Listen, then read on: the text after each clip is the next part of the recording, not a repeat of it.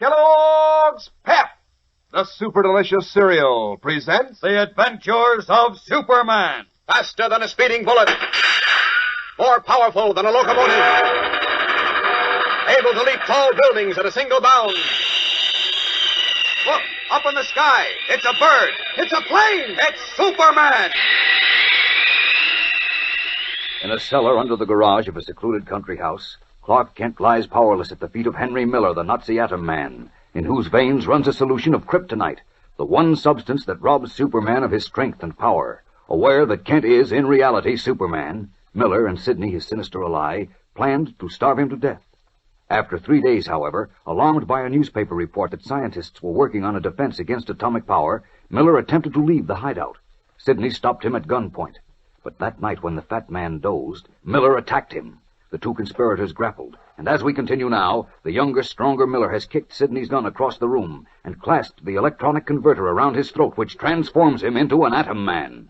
As the horrified Sidney staggers to his feet, Miller, a maniacal smile curling his thin lips, pulls on his strange meshed metal gloves. Listen. Now, Sidney, now tell me who's master. Take that converter off, Miller.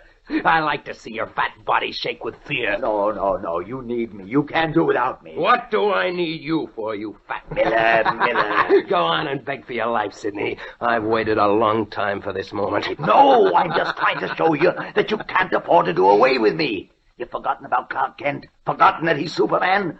He'll regain consciousness when you leave and come after you. Even if he recovers, he can't stand up against my atomic power. But he could make you exhaust all your power on him, as he did that time on the beach.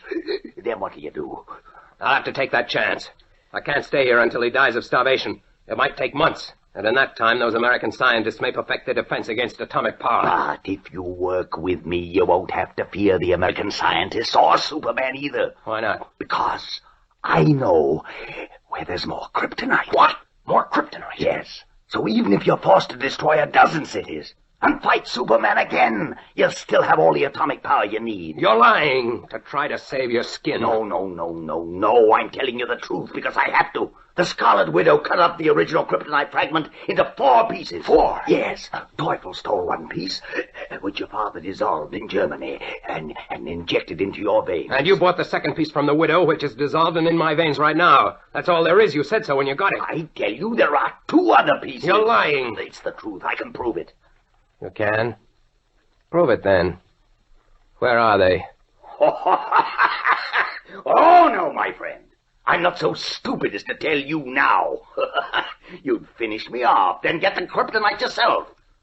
Take off that converter and those gloves, and we'll do business again. You must really think I'm a fool. Even if there is more kryptonite... There is! There are 2 pieces of it! I don't believe it. But even if there is enough, I let you live. You wouldn't get it for me. Of course I will. Oh, no! I know what's in that twisted brain of yours, Sidney. You're afraid of me now. So the first chance you got, you'd kill me, steal my converter and gloves, and inject the kryptonite into someone else. Someone you could control. You're wrong. I wouldn't do anything like that. No, you don't back up to that gun. I'm not. You've got to listen to me, Miller. Don't back up, I said. All right, Miller. All right. I just wanted to... Get the thing out. Drop that phone! Take off your gloves first, quick, or I'll have Gito call the police. They'll surround the place and shoot you. They will, eh? No, don't touch the converter. Yes, master. I've already thrown the switch. Can't you tell by my voice? In a moment, Sidney, when my atomic power builds up... No, don't, Bill, don't. Please, for the love of heaven, don't. Something is wrong, master. Now I'm ready. Here comes the green lightning. Oh, goodbye, Sidney. No, please. Ah! That's the end of him. There. No use wasting my power. Now to get out of here. Let's see, I want the officer's cap and the overcoat. It was nice of Sidney to produce the coat and to dye my hair. There, I'm ready. I see the panel is opening. Master, what's wrong? It's Gito. I'd better take care of him. Master, what happened? Oh, you killed Master. I fixed it. That knife won't help you. Say your prayers, Gito. Oh! That is Gito. Now I'll give Kent a little more atomic power to make sure that he can't interfere with me tonight. There. Now I can go. Goodbye, Sidney! Goodbye, Superman! Happy dreams! I'll fix things so you won't be disturbed. Laughing triumphantly, the Atom Man throws a hidden switch and watches a heavy concrete section of the garage floor slide closed, entombing the unconscious Superman with the bodies of Sidney and Jito. Then, stepping into Sidney's black sedan, he drives swiftly to Highway 33, leading to Metropolis. We'll return in a moment for the dramatic climax of today's episode. But right now, let's hear from our announcer. Say, I'll bet you're having a good time on your holiday from school, gang. And I'll bet you're having a swell time working on your collection of those new comic buttons that come in packages of Kellogg's Pep. Aren't those buttons a knockout? Bright, sparkling comic strip colors on sturdy metal enameled clear white, so that the pictures of your favorite funny sheet friends stand out like anything. Take Orphan Annie's dog Sandy, for instance. Boy, he looks so real he could bark. Or Smokey Stover in his fireman's cap and uniform. Or Superman himself with his bright red cape flying in the wind. Why, these buttons look as natural as the characters themselves. And what fun it is to add to your collection by swapping duplicates with your friends, to compare notes on who has collected the most. You really feel like strutting around when you have your buttons pinned on your jacket or your dress or cap. And they're so easy to get. You don't send in any money, not even a box stop. You just ask Mom to get you plenty of that super delicious whole wheat flake cereal, Kellogg's Pep. Inside every package, there's an exclusive prize, one of those slick new comic buttons, or a military insignia or warplane button. Remember, that's P-E-P, Pep, made by Kellogg's of Battle Creek. Now back to the adventures of Superman. It is almost an hour since Henry Miller, the Atom Man, left Sidney's garage in the dead spy's car and headed for Metropolis, 55 miles away. Now, weak from the effects of Miller's atomic power and from hunger and thirst, Clark Kent, who is Superman, finally manages to struggle to one knee, and then, with great effort, to his feet. Staggering, bracing himself against the wall, he makes his way one step at a time to the small switch controlling the sliding section of the concrete garage floor above his head. Must get to phone.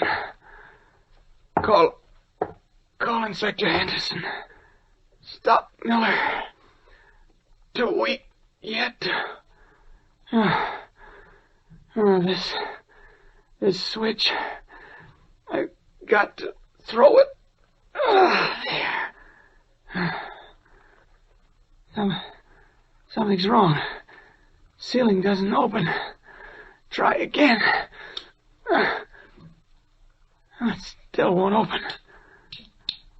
Oh, I see. Miller pulled wires out in garage. I have to get up steps. Break through the floor if I can. Oh, I'm so weak.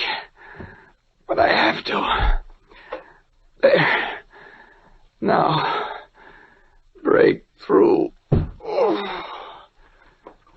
Try again. Oh, once more. Didn't even crack it. Oh, I can't do it. No strength. But have to warn Henderson.